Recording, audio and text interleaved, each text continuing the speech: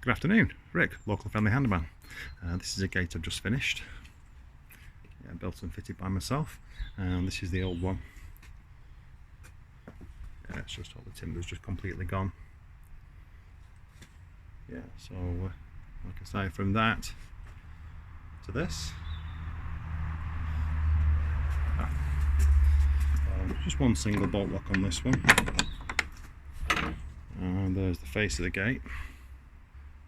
Again, pressure treated Swedish timber.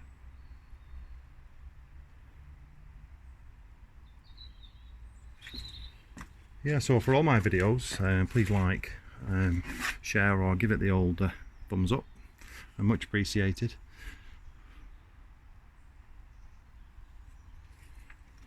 And if you want to see more like this, and on my YouTube channel here you'll see building gates of all different sizes, from simple garden gates like this to complex large driveway gates.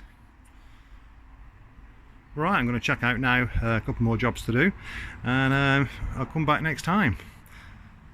Cheers.